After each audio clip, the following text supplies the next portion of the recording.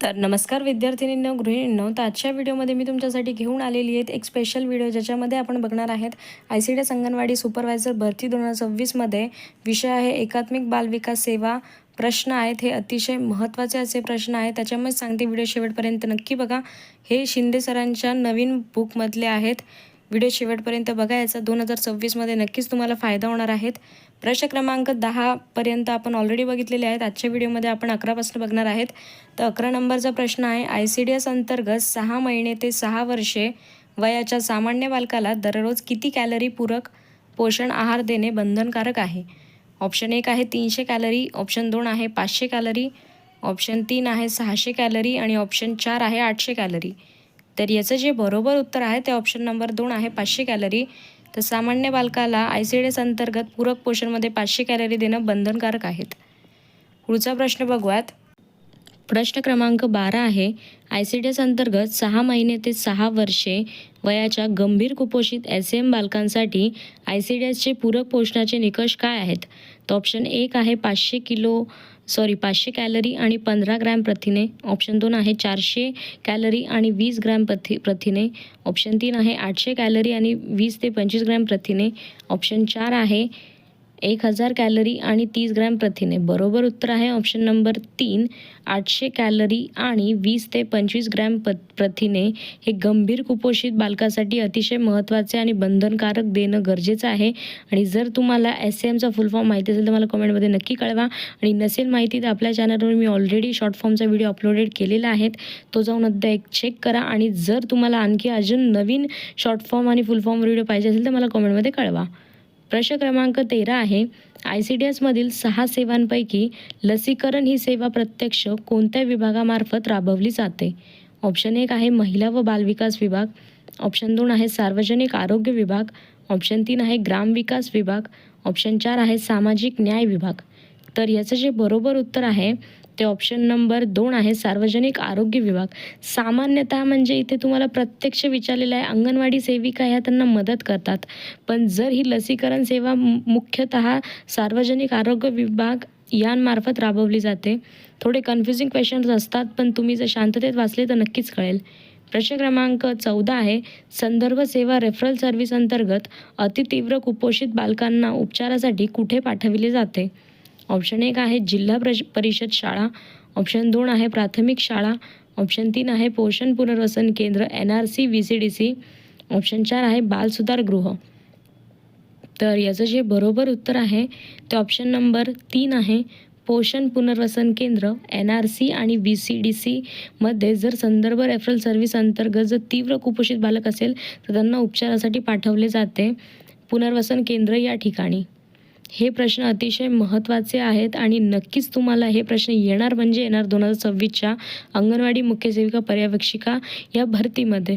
मी already तुम्हाला खूप असे व्हिडिओज अपलोडेड केलेले आहेत, ज्याचा तुम्हाला गृहिणींसाठी नक्कीच फायदा होणार आहे. ते जाऊन एकदा चेक करा. आता आपण पुढचा प्रश्न बघूयात. प्रश्न क्रमांक 15 आहे, पोषण आणि आरोग्य शिक्षण NHED हा कार्यक्रम कोणत्या वयोगटातील महिलांसाठी आयोजित केला जातो? ऑप्शन 1 आहे केवळ 18 ते 30 वर्षे, ऑप्शन 2 आहे 18 ते 45 वर्ष, ऑप्शन 3 आहे 30 ते 60 वर्षे, ऑप्शन 4 आहे केवळ गरोदर माता. तर लक्षात ठेवा, पोषण आणि आरोग्य शिक्षण हे जे बरोबर उत्तर आहे याचं ऑप्शन नंबर 2 आहे 15 ते 45 वर्षे या वयोगटातील महिलांसाठी आयोजित केला जातो. पुढचा प्रश्न बघूयात. प्रश्न क्रमांक 16 आहे, 6 महिने ते 3 वर्षे वयोगटातील बालकांना पूरक पोषण आहार कोणत्या स्वरूपात दिला जातो? तर ऑप्शन 1 आहे अंगणवाडीत शिजवलेले अन्न, ऑप्शन 2 आहे कच्चा अन्नधान्यांचे थेट वाटप, ऑप्शन 3 आहे घरपोच ration take home ration THR, option 4 आहे दूध आणि बिस्किटे. तर याचं जे बरोबर उत्तर आहे ते ऑप्शन नंबर 3 आहे घरपोच रेशन, म्हणजेच की टेक होम रेशन THR. ही अतिशय महत्त्वाची सुविधा आहे, ज्या स्तनदा मातांना आणि म्हणजे जे कुपोषित बालक असतात त्यांनासुद्धा टेक होम रेशनचा फायदा घेण्यात येतो. हे लक्षात ठेवा. हे खूप महत्त्वाचे, आणि कधी कधी नाही का आपला अभ्यास पण नसेल झाला तरी आपण हे नॉर्मल हे प्रश्न वाचून देखील उत्तरं सांगू शकतो. हे लक्षात ठेवा. मी थोडी व्हिडिओची म्हणजे मी माझ्या बोलण्याची थोडी स्पीड कमी केलेली आहे, कारण की काही महिलांना त्याचा प्रॉब्लेम होतो आहे की खूप फास्ट होतं आहे मॅडम, असे मला कमेंट्स येतात. त्याच्यामुळे मी थोडी तुम्हाला हळू प्रमाणात सांगत आहे. आता जर तुम्हाला कळत असेल आणि या व्हिडिओचा नक्कीच फायदा होत असेल तर आपल्या मैत्रिणींना नक्की शेअर करा, म्हणजे त्यांना देखील या व्हिडिओचा फायदा होईल. प्रश्न क्रमांक 18 आहे, स्तनदा मातेला लॅक्टेटिंग मदर ICDS अंतर्गत प्रसूतीनंतर किती काळापर्यंत पूरक पोषण आहाराचा लाभ मिळतो? ऑप्शन 1 आहे 3 महिने, ऑप्शन 2 आहे 6 महिने, ऑप्शन 3 आहे 12 महिने आणि ऑप्शन 4 आहे 2 वर्ष. तर लॅक्टेटिंग मदर ICDS अंतर्गत जी प्रसूतीनंतर म्हणजे जी गरोदर महिला तिच्यानंतर तिला किती महिने हा लाभ मिळतो, त्याचं जे बरोबर उत्तर आहे ते ऑप्शन नंबर 2 आहे 6 महिने. प्रश्न क्रमांक 19 आहे, शाळाबाह्य किशोरी मुलींसाठी स्कीम फॉर ॲडॉलसंट गर्ल्स SAG अंतर्गत सध्या कोणत्या वयोगट निश्चित करण्यात आलेला आहे? तर ऑप्शन 1 आहे 11 ते 14 वर्ष, ऑप्शन 2 आहे 12 ते 15 वर्ष, ऑप्शन 3 आहे 14 ते 18 वर्ष, ऑप्शन 4 आहे 16 ते 21 वर्ष.